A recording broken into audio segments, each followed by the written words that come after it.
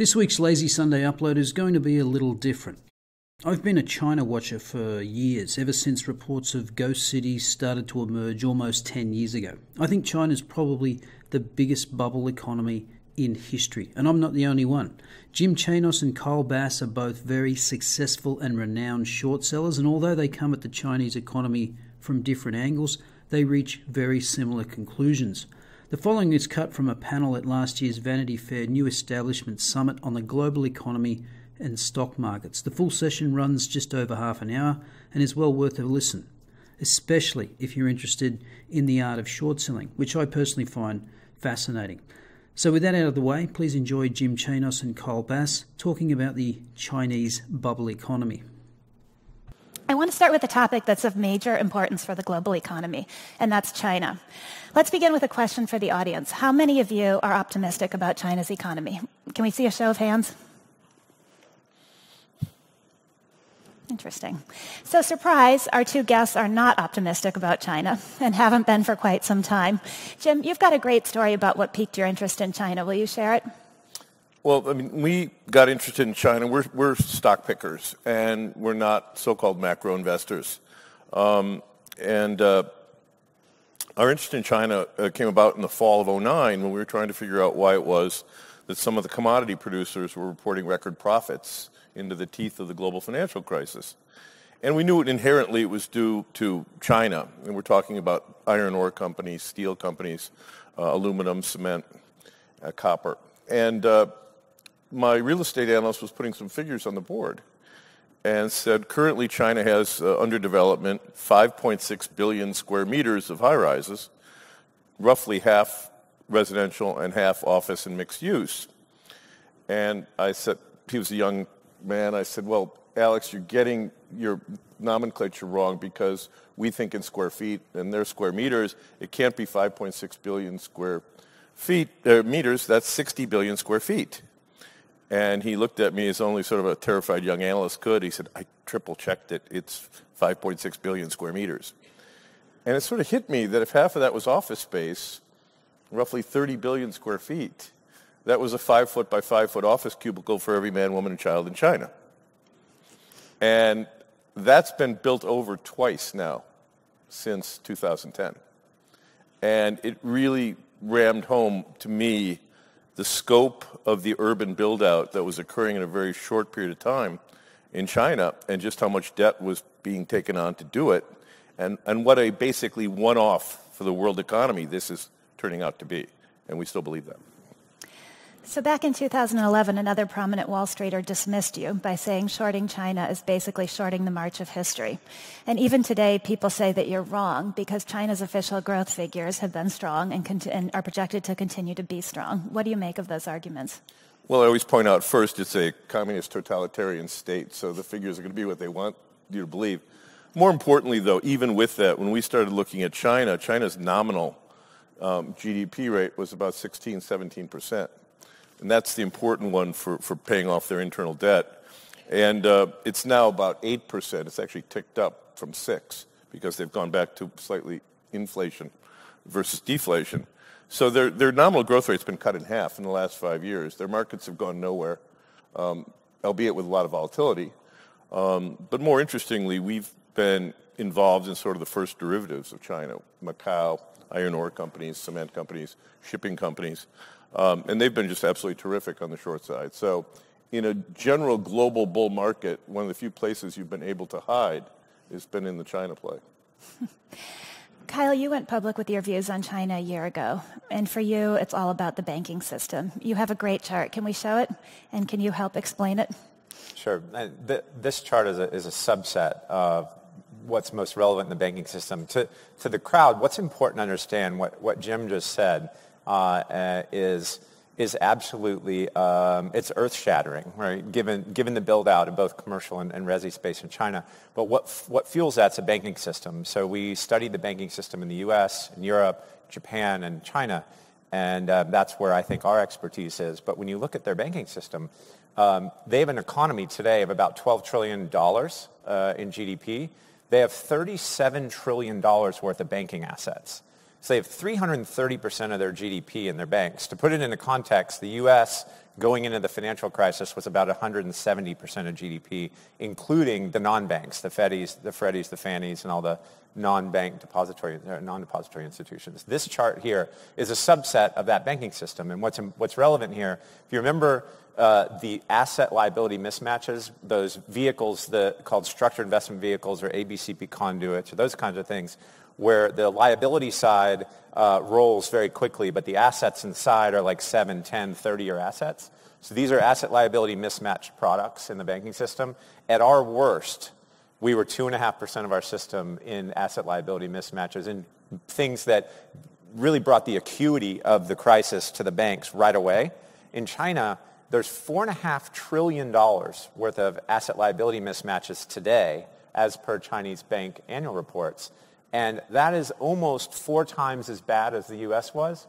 And so the point I'm trying to make is with this slide is in kind of the worst possible kind of assets, it's 4 times worse than we were at our peak in 2006.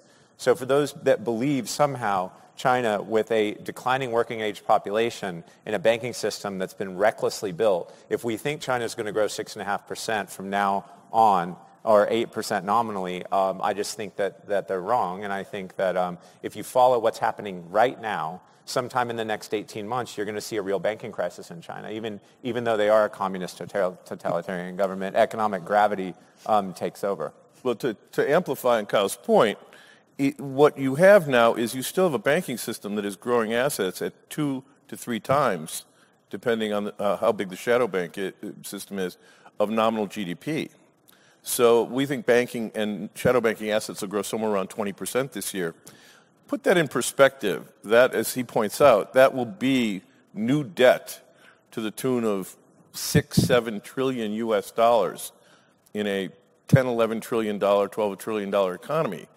And I would dare say that if the U.S.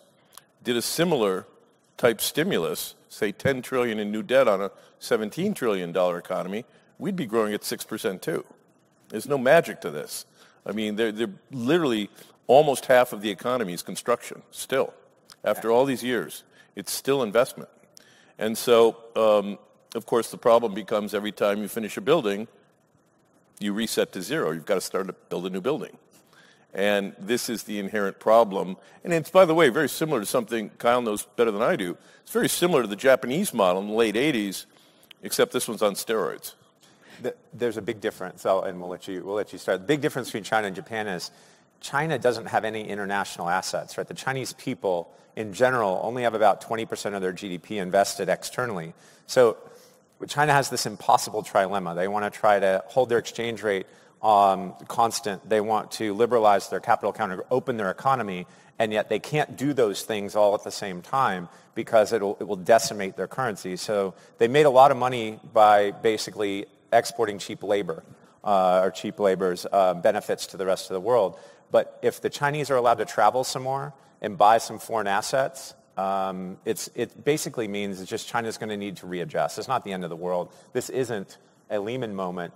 It's a moment that those that are allocating money to Southeast Asia need to be really wary of in the next 2 years. So just as with Jim, a lot of people think that you are dead wrong. You noted earlier this year that you've had numerous discussions with various Wall Street firms, consultants, other respected China experts, and they almost all think you're wrong. Does this bother you when most people think that you're wrong? Well, I know, Jim. Yes, it bothers me. But it does? I'd love to tell an anecdote, so I'll leave the person's name out of the conversation. But last week, the chief economist of one of the biggest investment banks in China came to see me. And she had written a rebuttal to something that I wrote in February, basically saying that the Chinese foreign exchange reserves aren't exactly what they're reporting. And I went through a very detailed analysis using all the facts provided by China's statistical services showing how the number didn't reconcile. And she said, well, Heyman doesn't know what they're talking about. Kyle doesn't know what he's talking about.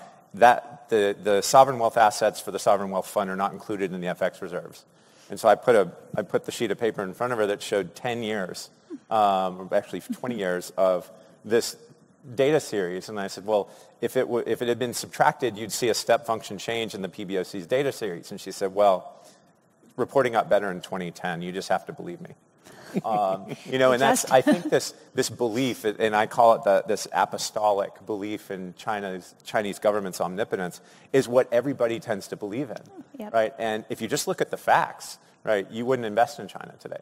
And that's the point that I make. So all the arguments that I try to make are fact-based and not, just believe in the government. And I think that's a lot of what Jim does and what I do. And unfortunately, it's a lonely place, right?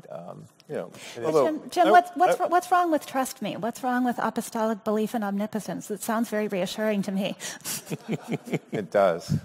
It can be more profitable for a while, but ultimately reality does tend to hold. And look, I'm being used to be called wrong. I was married for 20 years, so that's something that you get used to pretty easily. But again, the data is telling us that something is unprecedented is happening in this country, and I think that for those that believe in the omnipotence of the Chinese Communist Party, I would just simply point to 2015 as the summer of 2015, when the government, which had promoted the stock market and told people to go buy stocks on leverage in late 14, early 15, suddenly realized they had a problem on their hands and tried to put it in reverse and caused a crash.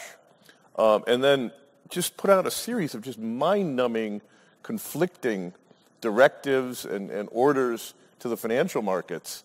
And if anyone really thinks that this group of 7 guys in a room has the markets figured out and has financial plumbing figured out, they didn't. It was very clear. And so I think that you only need point to a little over a year ago to see their response in what was basically a stock market crisis.